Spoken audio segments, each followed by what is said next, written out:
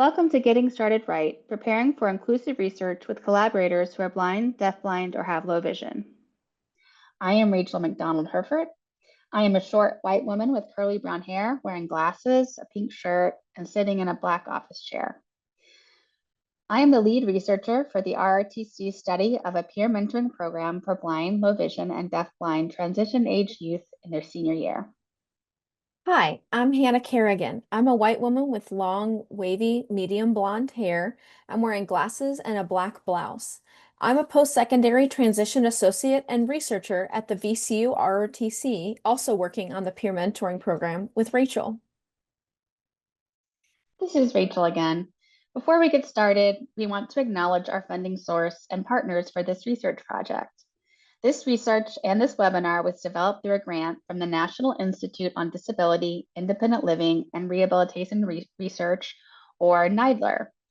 The mentorship program we are studying was developed as a partnership between VCU's Center on Transition Innovations, or CTI, and the Virginia Department for the Blind and Visually Impaired, or DBVI. For today's webcast, Hannah and I are joined by some of our research partners who will share their personal experiences and insights. First, we have Dan Aunspach, the Director of Rehabilitation Technology Services at the Department for the Blind and Vision Impaired. Dan first joined DBVI as their first rehabilitation engineer and developed their Rehabilitation Technology Services program. He has shared his technical experience through presentations and speaking engagements at conferences like Closing the Gap, contributed to the W3C WCAS version 1.0, and has written technical documentation and guides for new accessibility products. Throughout his career, Dan has taught computer and assistive technology classes and managed video teleconferencing, hardware, web, and software development teams. Dan has supported our project through accessibility reviews of consent documents and surveys, consulting on accessibility guidelines, and developing a technology workshop for program mentors and mentees. We also have Leah Schiefele joining us today. Leah is currently a graduate student at the University of Washington's College of Education, working toward a Master of Education degree in Education Foundations Leadership and Policy, and was recently awarded a Master's in Early Childhood Policy Fellowship. A recent graduate of William & Mary's Law School, Leah also served as a student advocate at William & Mary's Special Education Clinic. Leah serves as a member of the RRTC's Transition Steering Committee. As a student with a disability, Leah has learned a great deal about the accommodation process in educational settings. Thank you, Dan and Leah, for joining us today. In today's webcast, we will start by introducing you to our research study and what we've accomplished so far. Then we will discuss our responsibility to ensure full access to research communications, documents, and video conferences. We will share the preparation we have taken to ensure we are using inclusive practices, as well as accessibility tips and recommendations we have learned from our experience to help you in your personal and professional practice. Finally, we will share lessons we've learned from our early stages in this research project. These will include the accessibility challenges and lived experiences of our partners and participants, as well as insights on how the ever-changing world of technology is impacting access for transition-age youth with visual impairments. Let's dive in. This is Hannah. As Rachel mentioned, our research study focuses on a peer mentoring program for high school seniors who are blind, deafblind, or have low vision to help them prepare for and develop career pathways to employment and/or post-secondary education. Throughout the study, we will follow students throughout the one-year program by using a participatory action research project called Media Voice. At the end of their program, we will also support these students in participating in a work-based learning activity to help kickstart their transition to post-secondary education or employment. We will also use this work-based learning experience as an opportunity to gain insights from employers to determine their perceptions and experiences hiring young individuals with visual impairments. So why peer mentoring? You may be wondering, why are we investigating a peer mentoring program for students who are blind, deafblind, or visually impaired? Research shows that over 50 million adults in the United States have a vision impairment. U.S. unemployment data also shows that individuals with visual impairments have an unemployment rate of over 45%, and when they are employed, they are more likely to be underemployed, working part-time, or in low-wage jobs. This disparity is largely linked to the lack of technical accessibility, a lack of career mentorship, and employer attitudes and discrimination. For these reasons and many more, we feel that this research is incredibly important in not only providing this opportunity to students, but also in discovering what works, what students gain from the program, and how we can support employers in better understanding and hiring individuals with visual impairments. This is Rachel. Inclusive communication. Throughout our preparation for this research study, we've learned a good deal about creating an equitable and accessible environment for researchers and participants. We also gained insight into the technology skills and the diverse range of tools used by students who are blind, deafblind, or have low vision. We recognize the importance of doing the necessary work to understand how to make the materials we provide to our collaborators and participants fully accessible. Here is where our collaborative experts come in. We are very happy to have Leah joining us today to share about her experiences with accessibility barriers and solutions as a student. Leah, welcome. Thank you, Rachel, and I'm so excited to be here today. My name is Leah. I am a white woman with platinum blonde hair, and I am wearing dark glasses. Just a short disclaimer before I begin, because otherwise my legal ethics professor might be furious with me. I'm not a licensed attorney, and what I'm about to share today is not legal advice. This is me talking about my personal experiences. If you want or need legal advice, please talk to a licensed professional. I want to discuss 3 topics today. First, the systems governing accommodations in school and college are different. Second, we don't prepare students for the change in system and for having to advocate for their needs. And third, to prepare, we should emphasize mentorship, and we should ensure that that mentorship accounts for diverse manifestations of disability, which can create differing access needs. Let me address each of these in a bit more detail. The biggest barrier that students with disabilities face when transitioning to college is a lack of knowledge and experience in advocating for themselves. School and college are governed by different laws and regulations. In general, school is governed by the Individuals with Disabilities Education Act, or IDEA, which allows students to receive accommodations and also allows for modified content or services such as speech therapy. The accommodations process is led by the school, with a parent acting as the student's advocate. A student begins to participate in those meetings in high school, but usually, if all goes well, by that time, the parent knows what the student needs and how best to advocate for that need, so the students aren't actively involved in the process. But college is completely different. In college, the accommodations process is governed by the Americans with Disabilities Act, or ADA. Like the IDEA, the ADA allows for accommodations to access materials, but unlike the IDEA, the ADA does not allow modifying content or obtaining services. Also, in college, parents are no longer entitled to information about their children's accommodations. So once the student is in college, they must sign a waiver if they want their parent to participate in their conversations with the university on the student's behalf. It's often hard for students to transition from the school process, in which the parents are driving the bus, to the college process, where the student is suddenly alone in the driver's seat. When I started college, I was unprepared to suddenly be able to advocate for myself and my needs as a blind student. College is hard, but for students with disabilities, learning to advocate for accommodations forms the foundation of a student's educational experience.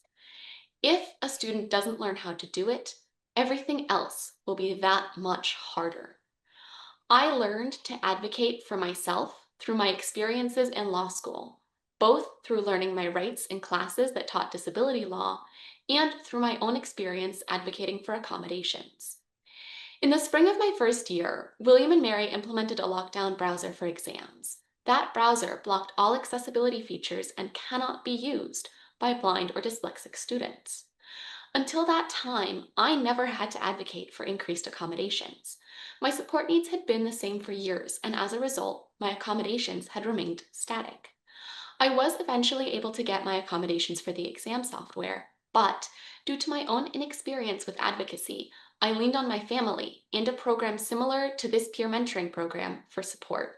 And that is why this research is so important, because it is researching how to build that class that will let blind, deafblind, and students with visual impairments succeed in college. As a blind graduate student, most of my peers are non-disabled. This can lead to feeling isolated and suffering from imposter syndrome. It's difficult to understate the role that mentorship can play in overcoming imposter syndrome and becoming an empowered self-advocate. When I was younger, I often felt alone and worried that I couldn't succeed because I was the only person with a disability around me. Through mentorship programs, I saw adults with similar disabilities live normal lives and thrive.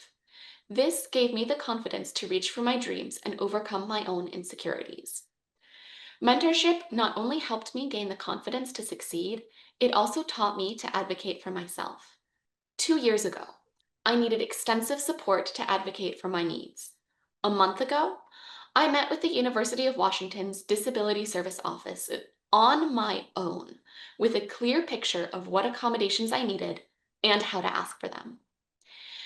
Finally, I would like to highlight how disabilities manifest differently in everyone. Two people that are classified as having the same disability may have completely different support needs.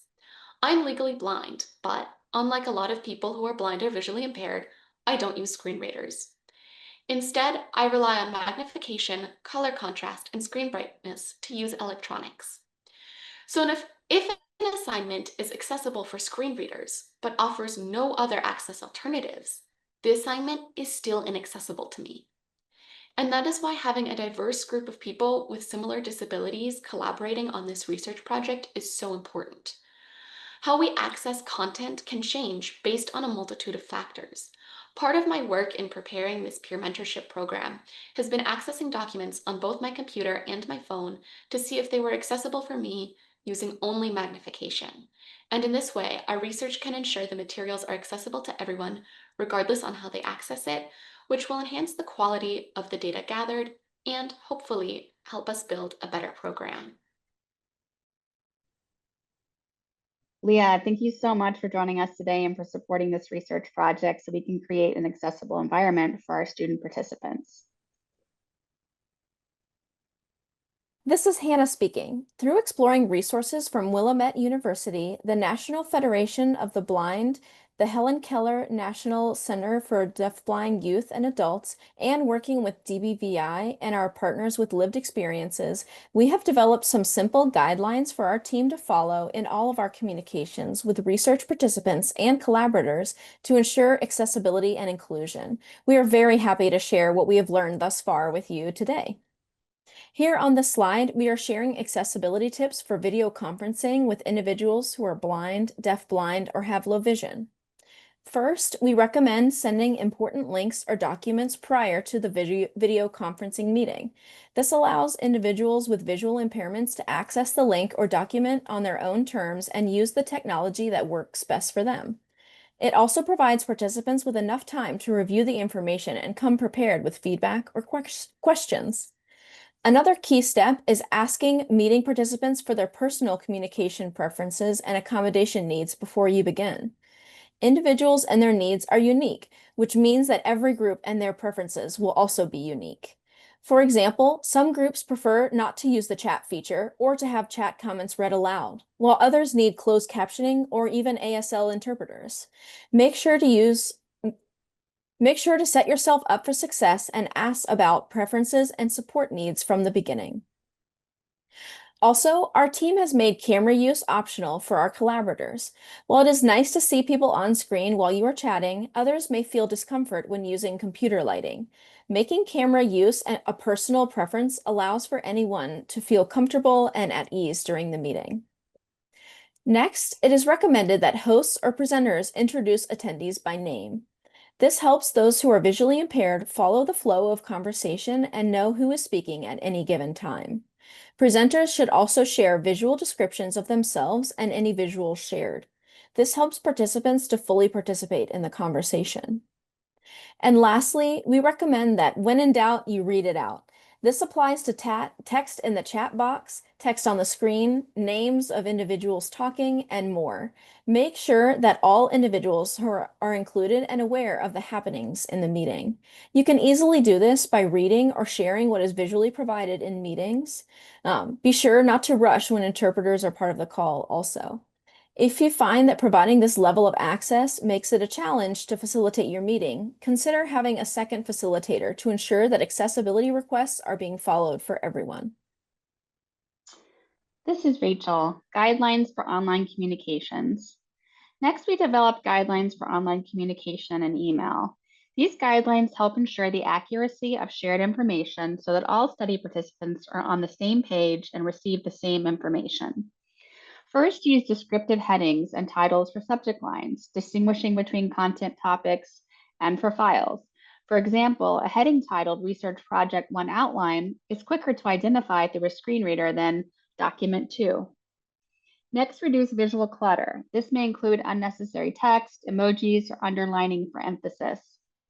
The simpler the text is to read, the better.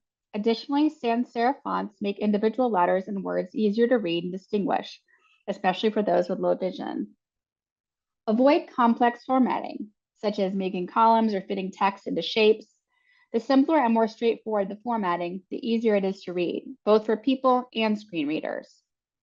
You can also enhance readability by checking the color contrast on the materials you use and distribute. For a document to be considered accessible, the color contrast should be 4.5:1 or better. You can easily check the color contrast of your documents through webaim.org, which is also noted at the end of this presentation. And our last recommendation or guideline is to always use alt text for images. When assigning alt text to images, make sure to describe the image and what you are hoping to communicate with it.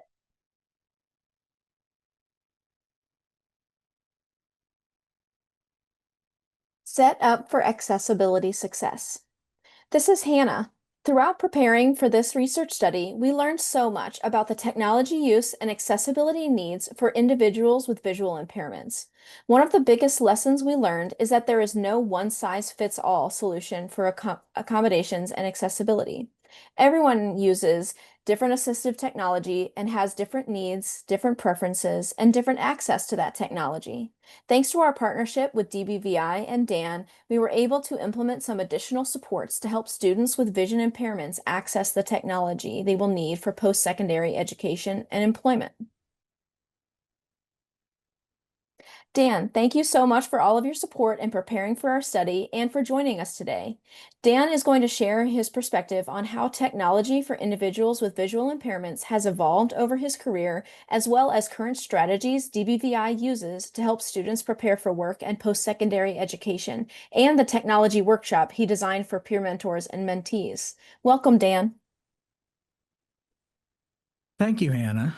I am Dan Aunspach, and I am a white man dressed in a pink shirt, and I am with the Virginia Department for the Blind and Vision Impaired. The Department for the Blind and Vision Impaired is an agency of the Commonwealth who assists Virginians who are blind, vision impaired, or deafblind in achieving their desired level of employment, education, and personal independence. DBVI has a wide array of specialized services and programs to help Virginia residents of all ages attain the skills, confidence, and positive outlook that are critical to independence. Service delivery is focused on quality employment outcomes in public and private sectors. This includes vocational evaluation to help participants explore work interests and strengths, job training to improve skills sought for high-demand roles, promote best practices, and development of soft skills that are essential for success in the workplace. Job development to promote opportunities for participants in their community. Placement and follow-up to ensure participants, employers, and community partners remain fully supported. Rehabilitation technology services plays an integral role in all mentioned service delivery areas. We provide worksite evaluations to find accessibility solutions. We recommend, configure, and install and support assistive technology by cooperating with participants, educators, employers, and community partners. We also provide recommendations for technology tutors who can help participants improve their understanding and comfort with technology. Prior to COVID, direct services were provided in the field and the classroom. Students could participate in our pre-employment transition services, Leap into Linux, robotics, and other STEM programs, as well as opportunities for internship, job shadowing, and career exploration with employers in the community. COVID introduced many challenges in supporting youth with vision impairments, but the solutions to those challenges helped DBVI build additional resources and opportunities. 100% online classrooms led to remote learning opportunities like our Cyber Warriors programs. Investment in remote tutoring has paid big dividends, ensuring we can reach more youth and adults using the same resources while reducing the time needed to engage. Schools and universities updated their distance learning course offerings, which caused them to be reevaluated for accessibility. To be competitive in the market, video teleconferencing providers had to increase features and improve user experience to remain relevant. There was a very fast update to accessibility within Zoom and Teams, for example. Resources that previously were only available in hard copy were digitized, opening access to screen reader and Braille users. Mobile device usage skyrocketed. Product manufacturers had to improve device features and user experience to remain competitive. AI tools brought to bear for all improved access to inherently visual information for those who have impaired vision. Specialized technology for persons with hearing and vision impairments became more portable, flexible, and mainstream. Magnification built into the iPhone and Android phones has features formerly only available in high-cost handheld digital magnifiers. Be My Eyes, Seeing AI, ChatGPT, and recent Google Gemini and Siri updates are bringing AI to the forefront for all while improving access to visual information. For example, AI programs can convert images of text to a format readable by assistive technology and even translate that text into the user's native language. Alternatives for CAPTCHAs, where viewing and pointing and clicking were required, are developing. While improving accessibility, the benefits of reduced user intrusion and automatic verification that works in the background improves the user experience for all. This all began or was expedited in response to COVID and continues to inspire developers, integrators, and manufacturers to improve the user experience and accessibility of their goods and services for all. Rehabilitation Technology Services partners with DBVI's education services, vocational rehabilitation, and rehabilitation teaching and independent living services to help evaluate, recommend, and install assistive technology. A significant challenge for each program is individual participant comfort and experience with technology. We noticed that many of our youth had not received assistive technology evaluations, technology recommendations, or training prior to middle school and high school graduation. This can be due to many reasons. School budgets may be restrictive, reducing the availability of technology and training in the classroom. Individual comfort with technology is a key factor. Teenagers who require accommodations often do not want to appear different or needing more than their peers. Becoming proficient with assistive technology requires an investment of time and practice on top of existing student demands. Support systems available at the local level, in the student's home, and in the community at large may be limited. Parents and caregivers often have no prior exposure to assistive technology. Many are unaware of support resources like DBVI and our disability services partner agencies. DBVI has taken steps to improve public awareness of our services and how to access them. We have collaborated with partners like VCU or RRTC to provide upfront student and mentor accessibility evaluations and training, starting with a review of issues mentors reported encountering in prior courses. We evaluated course resources and tools and developed a 3-hour accessibility guidance session.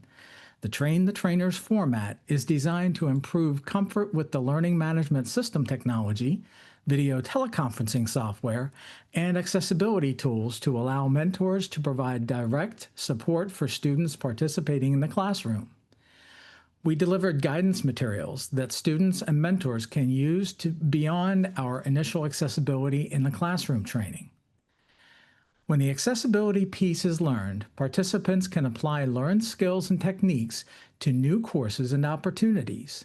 They can focus on course content and worry less about how to gain access to it.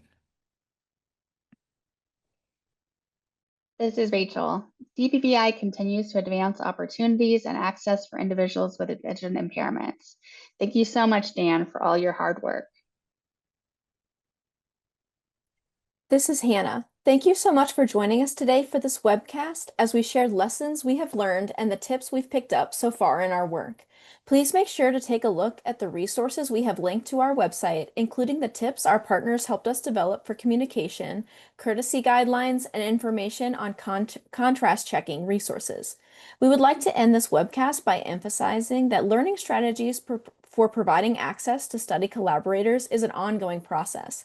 If you have any information or resources to share, we would love to hear from you in the program evaluation link provided at the end of this presentation. Please keep an eye out for other webcasts and resources by the VCU RRTC. Our colleagues are working on some wonderful, important research that I'm sure you will want to hear about. The next webcast we produce for our research study will highlight our work with students in collecting their input on the mentoring process. We will be doing this through participatory action research with our participants. Stay tuned to learn more. This is Rachel. You can find all of these resources and information on other studies at our website, transition.vcurrtc.org. Please visit us and share our research and resources with your networks. Thank you again for joining us today.